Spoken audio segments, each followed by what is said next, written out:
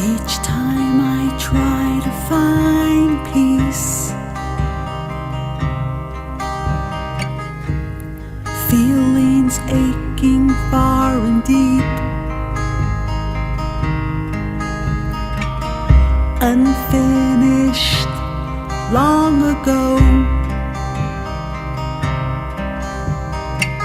Same song sung, no more. Take a breath, step outside,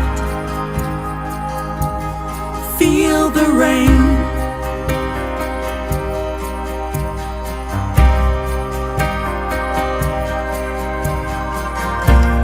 Wet my hands, feel my face. Ya'ate a'anotcho. Ahehe. Thank you all for being here. Hello, hello. This is Indigenous Ways Wisdom Circle, and we would like to, as always, start off by thanking the original people of these lands, the Oga Poga Owinge, also known as Santa Fe. This is Pueblo land we are all residing on here, so thank you all for allowing us to be on these lands. So this evening we have a really special guest here. We have a multidisciplinary queer Indigenous artist, Lindsay Maillard, who is studying art at the Institute of American Indian Arts in Santa Fe, New Mexico. Lindsay is from Tanana, Alaska, and we're going to have a lot of questions for Lindsay this evening. So thank you so much, Lindsay, for being with us this evening. This is so exciting. Let's go ahead and get this started. So why don't you tell us a little bit about yourself, like some of your early upbringings, because a lot of us here in the Southwest are curious about Alaska. So go for it. Yeah, I'd like to introduce myself in Gwich'in. Sha'uji, Lindsay, Uji, Tagatili, Titsa, Chino, Guatsan Ithli, Tanan Gwich'i, Shahan Eda Ujri, Shit'i Little Howard Ujri. I just said my name is Lindsay. I come from the people of Chino Village and Tagatili or Ninana Village. I born and raised like in Tanan, also known as Fairbanks area. And my mother's name is Eda Maillard, and my dad's name is Howard, but people call him Little Howard. He's named after my uncle Howard Luke back home. Yeah, so a little bit about like myself and my upbringing. I grew up on the river, the Tanana River, between the village that my family and I grew up going to was across Fairbanks, Alaska. So Fairbanks was basically developed like on my family's traditional homeland. And so like where my dad and my sisters and I used to trap when I was little there's a Walmart there now, and like all along our rivers, like developments of houses, and there's a university. It's like a pretty big city in Alaska now. There's only 3 major cities in Alaska, but Fairbanks is one of them, and it's like where a lot of people went during the gold rush, and there's 2 military bases in that area now. And so growing up, my uncle Howard Luke that I mentioned that my dad's named after, he chose to live in our traditional village, which was across the river, and there's like no roads to access it or anything. And so we would go there often growing up to help him take care, because he was really adamant about continuing to live our traditional lifestyle, even though like there were like contemporary comforts being offered in Fairbanks, the city that was being developed. He still chose to like stay and live in the village, and most of the time he lived by himself. And so me and my family would go and help him like get wood and like help move snow for him, because where I live we have about like I would say 9 months of winter. It's getting shorter even within my own lifespan. Um, but during that time, the river freezes and we're able to walk across the river to the village. And so, or like snow, we do like snow go, like snow machines on the river, and we'll have to like move a lot of snow, break a lot of trails. We would usually break trails with snow machines traditionally, like we would do it with snowshoes, and we still do that, but it's just easier to do it with a snow machine. Um, yeah, I grew up going there, and my uncle would always like serve me beaver meat or moose meat or whatever like traditional game that he had. And I grew up like thinking that was the best food ever. And I felt like it always made me feel like I used to get really motion sick as a kid, so like the drive to where we would have to go to cross the river, I would get really sick, but then I would go to my uncle's and he'd like feed me like dried beaver meat and like barbecued beaver meat, and like I felt like it cured me every time. And as a kid I didn't realize how much that would impact me growing up, like how much I would crave and like be hungry for our traditional foods. And so like I had, I'd say, a pretty normal middle school and high school experience. Um and I was just like I was like, oh, my family like eats beaver meat, and like my family eats like moose meat and rabbit, and like my dad like hunts and he makes moose head soup, and like we eat a lot of salmon, and like but I never considered it being that big of a deal or like that different, like even going to school with like grade school with a bunch of military kids, and until I got older and I realized that those are things that I'm going to have to put intention and effort into making a part of my life, because I can see that like our land is becoming more developed and more contaminated, and also like the people that teach this traditional knowledge, I have to go out of my way to make the time, because it takes a lot of time and labor to get these traditional foods, I guess. And so, yeah, that's just like, I probably covered on a lot, I guess, but that's like where I'm at now as I'm growing older. Is the past 4 or 5 years, I've been really intentional about making sure I'm spending time with these culture bearers and these people who um listened to the elders before them who lived full time off the land and made an intention to do that, Mm. because living in Alaska it can be really challenging, and so you have to be really, like my uncle would always say, really savvy. You have to be really savvy. You have to be someone who pays attention to everything around you when you're living off of the land, because like we have really intense winters where it's not uncommon for it to be -40 below, and or yeah, or really dark like all day. And so I, I feel like living in the Arctic, there's this saying that like I think it's Yupik saying that you're always getting ready, and that's a reality that I see with like my people and my elders and my mentors and the people that I see like actively pursuing a traditional lifestyle. Wow. Wow. That was a mouthful. Oh my God. I'm like so feeling, I'm feeling your heart. I'm feeling your land. I'm feeling your people. I'm feeling your culture. I also researched the Tanan people, and wow, four different dialects, four different groups. In the short time that I research, I come to find out that he hasn't been around for a long time, like over 12,000 years. Um, that that is just that's deep culture. That's deep rooted culture, which is really, really impressive to me. And so, what brought you to Santa Fe?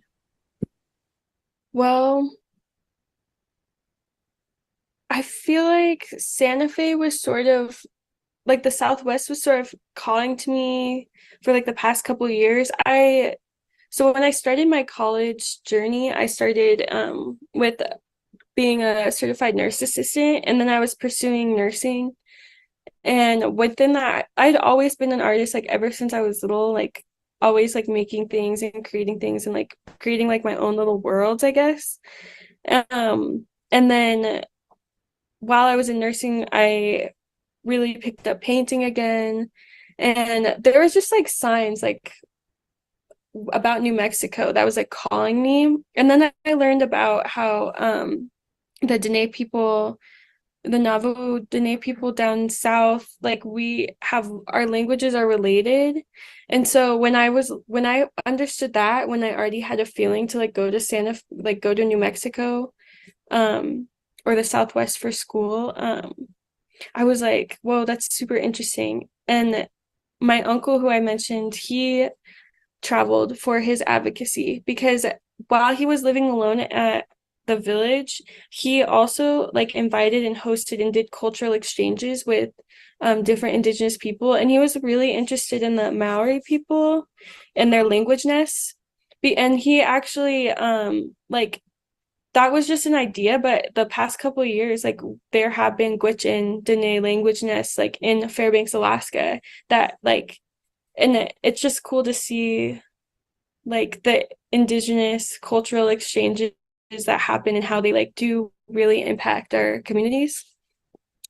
But yeah, so like, and then I didn't even know that there was an Indian art school until I was invited here because I was doing food um like food advocacy and so people with my nonprofit back home connected with people down in the Ninanazad in northern New Mexico, and they needed help like with their Indian market booth. And so they invited like me and my friend Shogi and my auntie Eva Berg to come to Indian market. And like it was something that I always thought about. I feel like I kind of manifested it. And then I came down here and I like saw all these Native people, especially like practicing contemporary art and contemporary like living, and especially like being a queer person in Alaska. Like I love Alaska so much.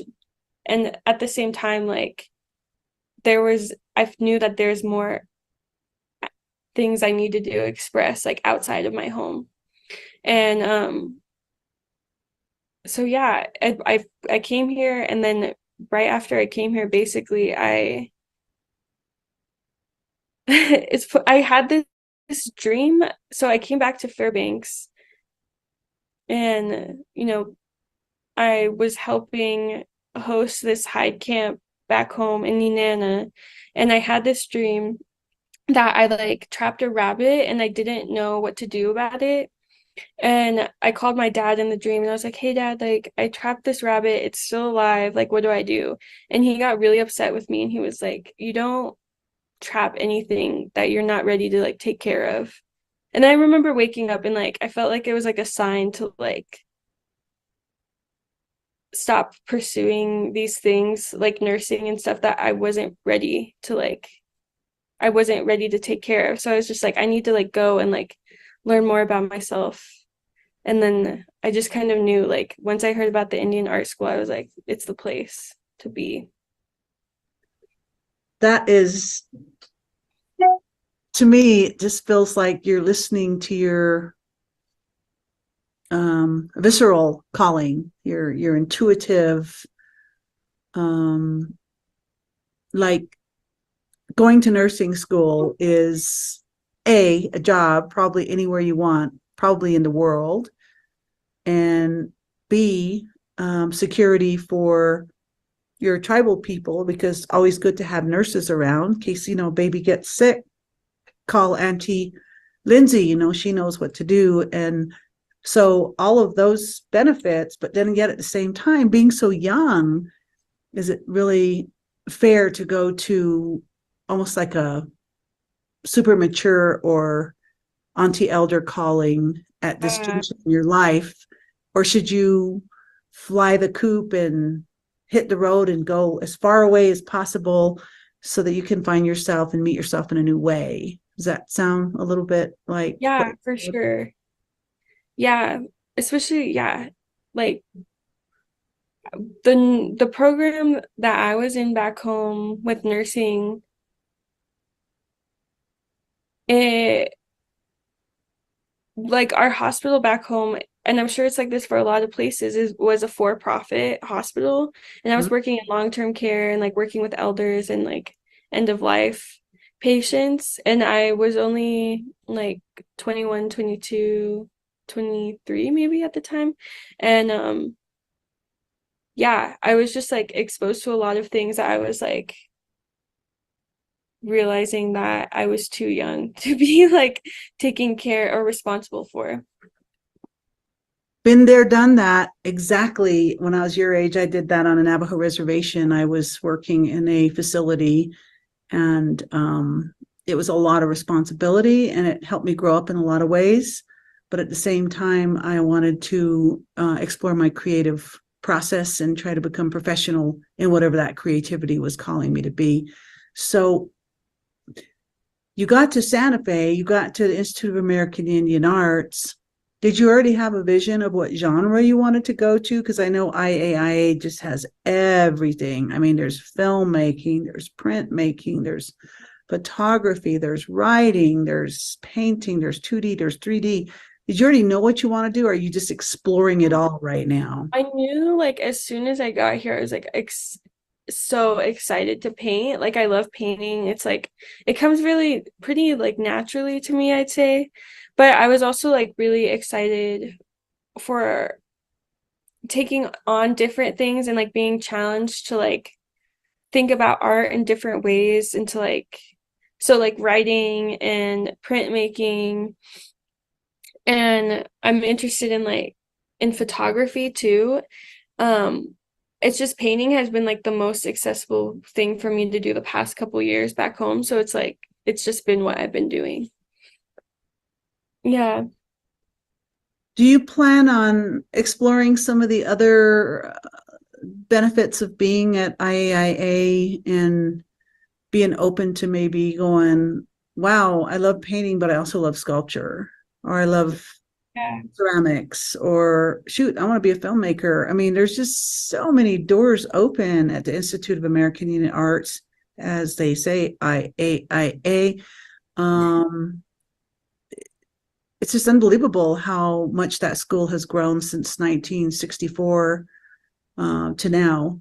It's started as a little tiny, kind of almost like a vocational trade.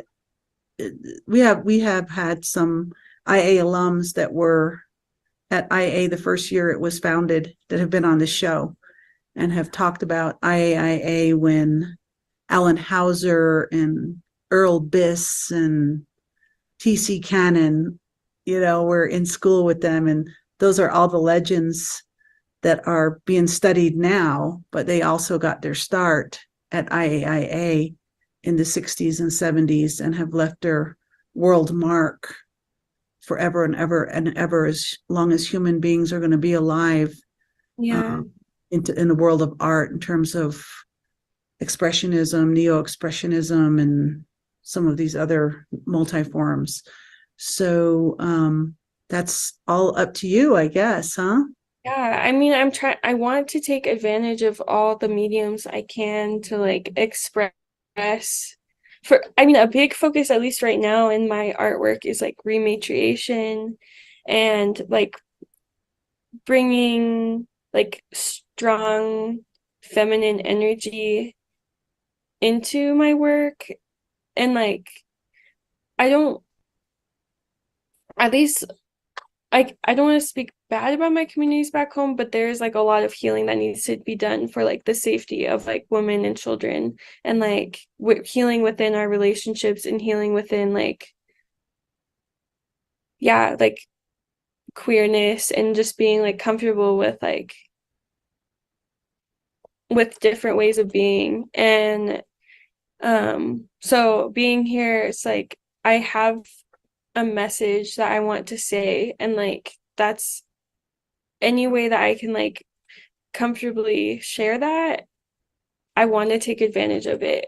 I also don't want to like take on too much at the same time too. But like being here, I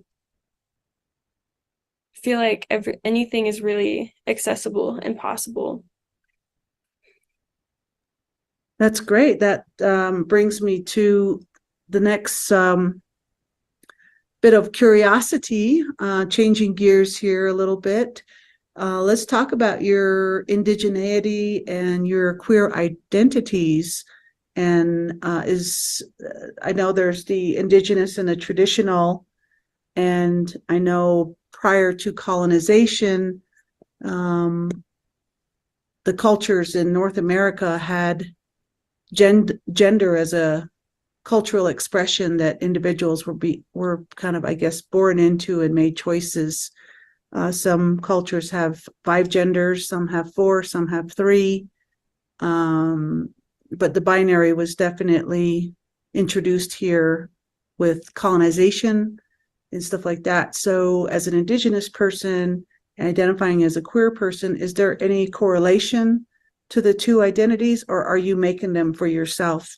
And does your art inform any of that? Well, the way I see it is, as an Indigenous person, I'm also the land. And with that, like the land expresses itself in so many different ways and within like feminine and masculine ways. And so I kind of think about like my own gender expression with that. I'm like, I consider myself non-binary, and like all gender terms I'm comfortable with. And like also like within my own sexuality too, like I think like yeah, I am the land, and like I can express my love in so many different ways. And I think like I can't say within my own community how like accepted that perspective is, but at the same time, like I can't imagine that my ancestors were defined themselves very like strongly within like the gender binary of like being a man or a woman. And I feel like that has a lot to do with like the French and Russian influence and like the gold miners that came. I feel like a lot of this like gender expression that is seen within my own community is, and my elders and stuff, had a lot to do with like the history of our land.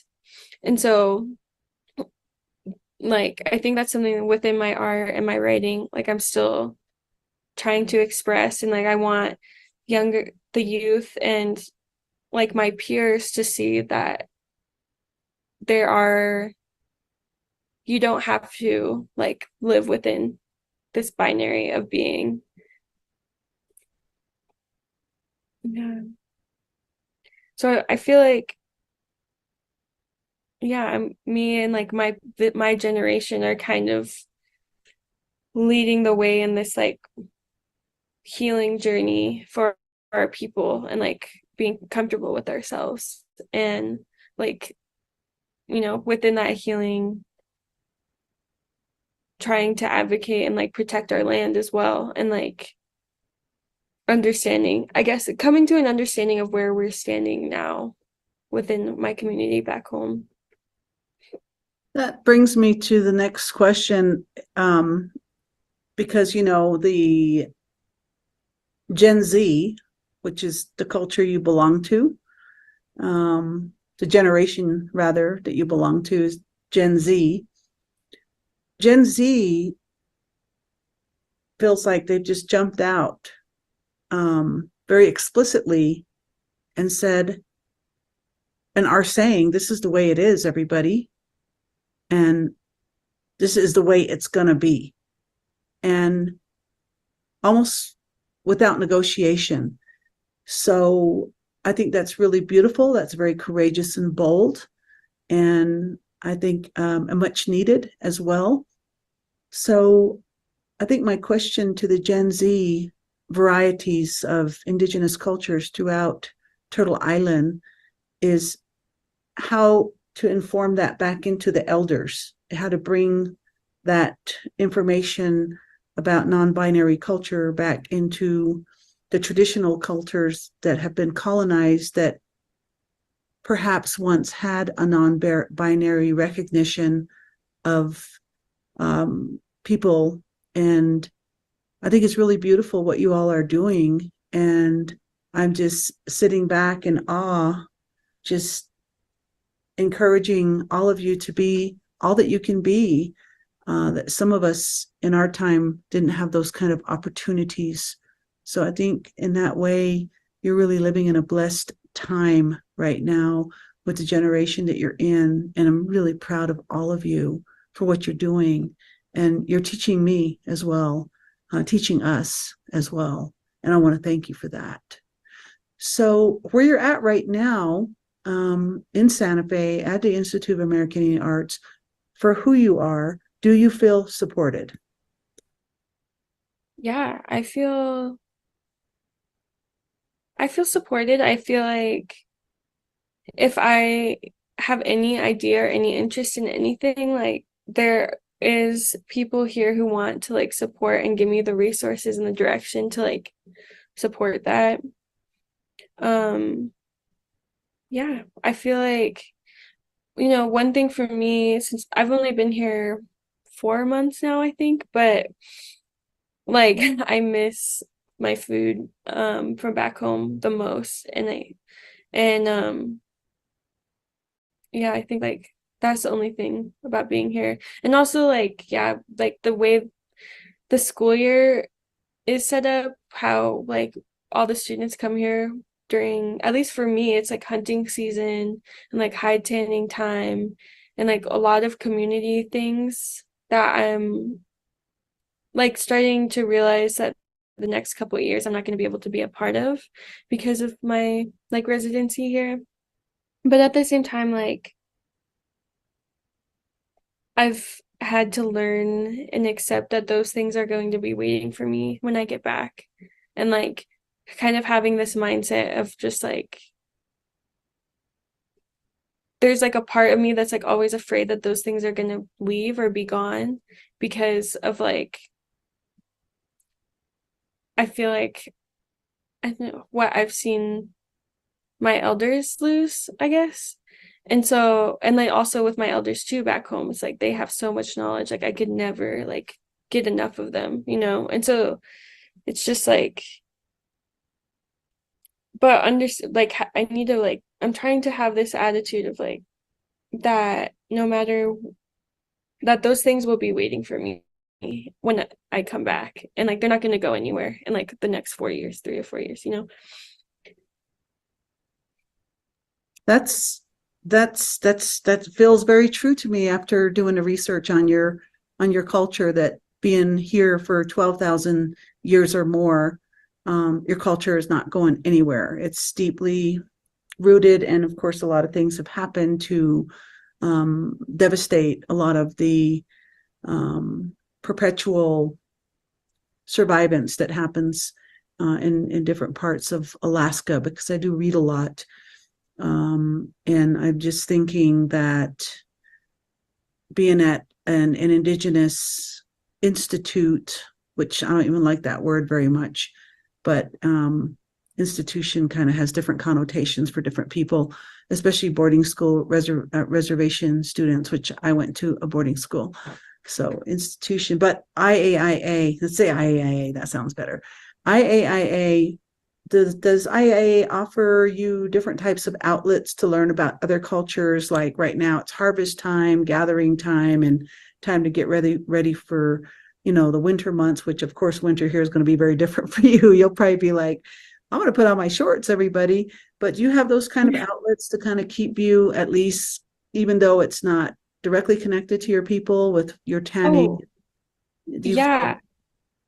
Yeah, I've been lucky to like connect with some Pueblo people here, and I'm really excited to go to the feast day on Sunday. I'm going to the Hemas feast day, and we had like a little feast day here um last Wednesday, I think it was, and yeah, I'm definitely like really excited to like keep connecting to the cultures here and like seeing, you know, how I can like be involved or help support or do different things because I know that there's like rich culture, indigenous culture here too. And like that's one thing too is like, yeah, being like I'm a guest on these lands, so I'm looking around at like the plants and like the like during monsoon season too, like when the lightning was coming and I was watching it and like hearing the yodis and stuff and like these are things I'm like all unfamiliar with, but like to be here and to be a guest and like be like around people who are culturally informed like helps me like integrate more into this space. And so that's definitely like a goal anywhere I go, like I want to like be taught or informed by the native people of the land because otherwise I just feel like lost and like not as connected, not as grounded because you just, you're a guest, you're still like building a relationship to this place and this land and like these like seasons. I don't know of a better place for you to go and explore your creative passions than the Institute of American Indian Arts. I think it's a school that's definitely stood the weather of time and has birthed many, many, many famous, amazing artists. And when I say famous, I don't think that's really pertinent, but we do need role models. And the kind of artists that come out of the Institute of American Arts, walk away with a degree or two or three and are able to learn something that can assist in their survival for their economics and stuff like that. So I think that's really cool. So where am I going with this is, do you plan on making a life here in Santa Fe? Is it attractive to you? Do you have like a job, or are you kind of starting to make your way into the Santa Fe, history of actually being in like downtown Santa Fe? Are you exploring that, or are you just kind of mostly on campus? Um, well, right now I have been like exploring like I feel like there's like a queer scene that I've been kind of in and I work at a like a kava bar here. It's like a sober bar and people like it because you can stay it's open late, but and you can study there. There's not really a lot of places in Santa Fe open late. And I'm definitely a night owl, so that's one thing about Santa Fe, everything closes early. Um but yeah, I mean the future, like thinking forward, I think I do want to pursue a master's degree, but honestly, like I feel like what I kind of think will happen for me is like I'll get my art degree and like I'll be like a comfortable artist, but also like I think I still am going to pursue like my nursing. And I did want to be a midwife when I started nursing and I still like want to do that, but I'm like I'm 25 and like I figure like I want to have some kids and like I want to be I know Alaska is like where I want to end up. Right on. Um yeah, but I don't know. We'll see. I'm like open to things. Um yeah. So this is great. I'm really grateful that you agreed to be a part of our um, archives, because your show is going to be archived for the rest of the history of humankind. So thank you for being with us today. The last question I have for you is, um, what does the term gathering mean to you? Like what pops up in your vision or in your mind? The word gathering. Ooh, food, definitely. Right Um on. yeah, where I'm from, back home, we don't get together unless we have food. It's like jarred salmon, like, yeah, anything really. Um, yeah, and with that, like, hmm, I guess there's like a lot of power with gathering, like a lot of like I feel like I have a really strong community back home, especially like of friends like my age from like different parts of Alaska. And when I feel like we're always trying to manifest a better future and like heal and like process together. And like for me, coming together with like different cultures and different coming from different places and ages and stuff like that, especially around food and like having not shying away from real conversations that are aimed towards our healing and aimed towards like our trauma, and asking real questions like you know to our elders of like why like is this person like in this position when we know they've been harmful, or like conversations that I feel like sometimes the older generation doesn't really ask or question as much. And like I feel like a gathering in terms of like my friend group, it's just us, like I said, trying to manifest a future that is like healthier and is makes more sense, because there still are a lot of systems in place that are like oppressive and harmful, and like or a lot of relationship dynamics that are normalized that are really unhealthy. Well, you have got it going on there, young sister. You've got some strong ancestors with you. You are not alone wherever you are.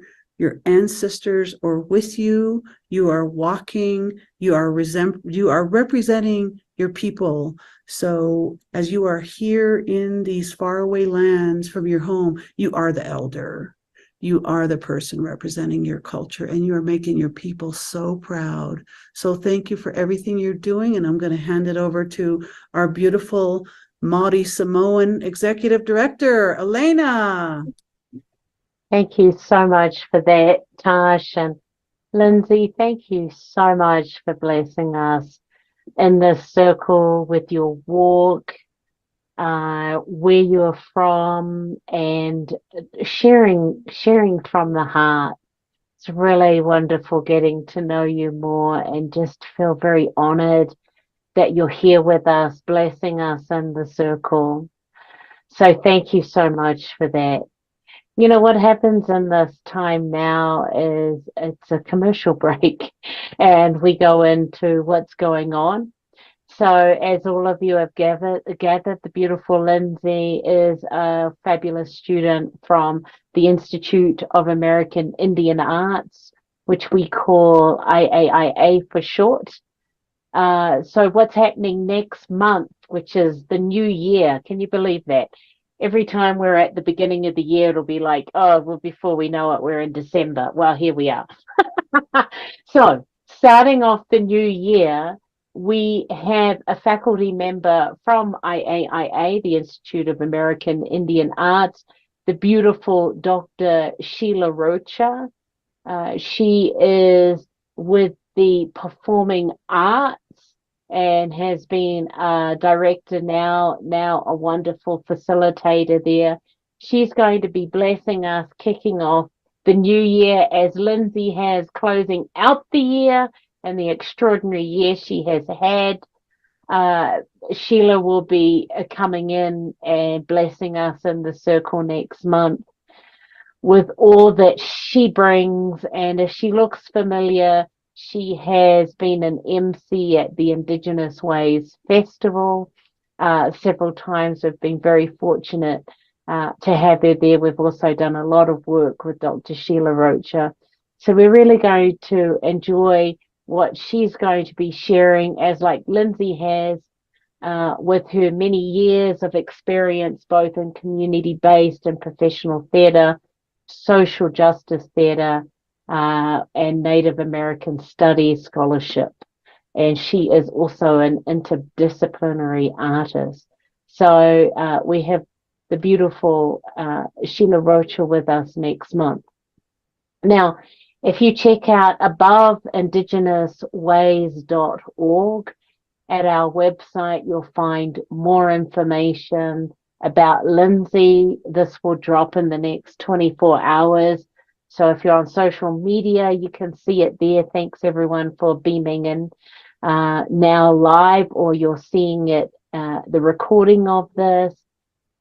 There are over 210 presenters, LGBTQIA, our queer rainbow family, Native American, Indigenous, and deaf and hard of presenters that we've had through the virtual events.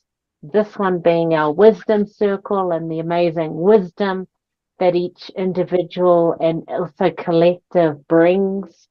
As Lindsay mentioned multiple times about the elders, her elders, and tapping into that beautiful wisdom and the ancestors that Lindsay walks with. So there in the archive at the website, you'll find many amazing stories as like Lindsay's. And you can also subscribe. If you're not on our database or our emailing list, we'd love you to be a part of that. So go to IndigenousWays.org. Please share this with your friends, family members. And if you are beaming in with the little social media that's going below, please be sure to subscribe to our many pages. We'd love to see you there. Or if you're watching this recorded, please subscribe to those pages. All our virtual events since April the 1st, 2020 have ASL interpreters, and they are free. Right now you are seeing the beautiful Mariah Garcia, who is our ASL interpreter, as well as you saw the beautiful Cynthia Haron, who is making access available for all. So thank you. And all of our events, our Wisdom Circle, our Indigenous Ways Festival, they are free. And they're free because of our sponsors. So with the Wisdom Circle, we are very, very blessed. Thank you to the National Endowments of the Arts, the City of Santa Fe Arts and Culture Department, the Santa Fe Community Foundation, the Envision Board Fund, and also New Mexico Arts. Also, I want to thank to our Indigenous Ways board members and all those amazing individual donors who make this possible so we can have amazing artists like Lindsay here sharing a little aspect of their world with us. That's what this is about. Now, because we're in December, what does that mean? It's end of year giving campaign. So if you want to be an investor with Indigenous Ways and the multiple programs that we have, you can go to our website, IndigenousWays.org, or you can do the QR code that you're looking at in the screen over here. We are a platinum transparency through GuideStar. So quite legit, we are a 501c3. So you'll have, if you need a tax invoice, receipt, it's all set up there. Or more importantly, you're just able to give so we can continue these programs. We'd love you to be a part of that. So again, you can be a part of all the amazing programs that we're providing. And supporting incredible artists like Lindsay. Also, we have our donation page. There's a slow mail if you're not into the electronics, which is just over there. And also we have our PayPal and our Venmo accounts as well, if you'd like to do that. So thank you for that. Thank you also to our wonderful people who are here live on social media and also through the Zoom. We really appreciate your essence. And I'm going to flick that back to Tash. All right. That was a beautiful vision of how this whole nonprofit global vision keeps going and moving forward. So we want to thank you all for being with us tonight. Most of all, we want to thank Lindsay Maillard and all your people, your tribal relations, your ancestors, your future unborns, and your walk. We love to continue to be in touch with you and support you in any way you can. So please do get involved with our Indigenous Ways festivals while you are here. They'll be starting next year in May. And I want to thank Mariah and Cynthia for their amazing, beautiful skill set they bring to our platform to make access available to our deaf and hard of hearing families and members in our communities, and also all over the world that can access these beautiful virtual events online and through our website. So thank you all and happy holidays. Stay warm if you're in the Northern Hemisphere, and if you're in the Southern Hemisphere, stay cool. We love you and many blessings to you and your families, and Happy New Year right around the corner. Take care. Take care, everybody. And we'll look forward to seeing everyone at the Wisdom Circle Wednesday, January the 17th, 6 to 7 Mountain Time with Dr. Sheila Rocha. But most importantly, please, let's give it up for the one and only Lindsay Miller. You guys. Thank you very much. Yeah, Deja, thank you, little sister. Take care. Touch the earth.